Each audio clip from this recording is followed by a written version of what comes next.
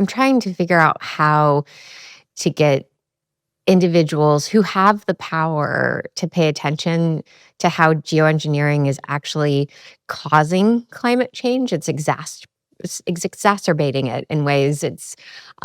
It's speeding up drying.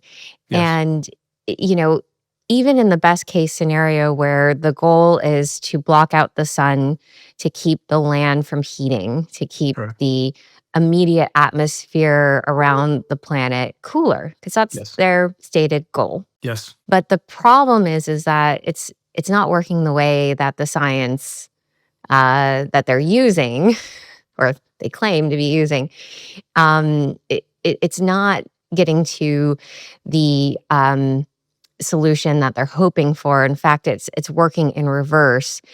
How do we get through to people to show them that the particulates that they're using for cloud seeding are heating and drying our climate?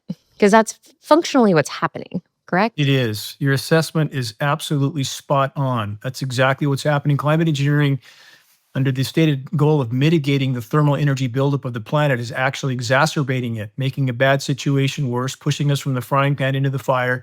These are desiccant particles.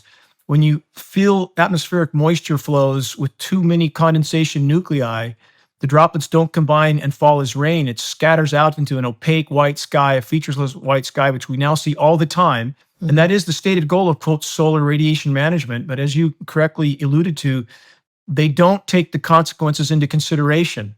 They never have. So in our Mhm. groundbreaking documentary, The Dimming, which has had over 25 million views in spite of extreme social media censorship, in that film is footage of me confronting the world's most recognized climate engineer, Dr. David Keith, at an international conference. And they banned me for that question, by the way, after that was asked from the next conferences. But this shows their mindset, that in that symposium that Dr. Keith gave, stating the objective of scattering tens of millions of tons of aluminum nanoparticles into the sky annually, my question to him was, has any toxicological studies been done, human or environmental?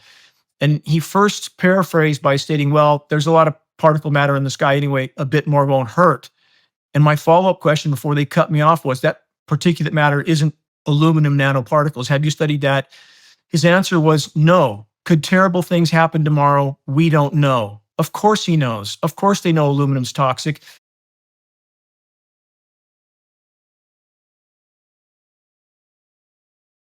There is a man-made chemical.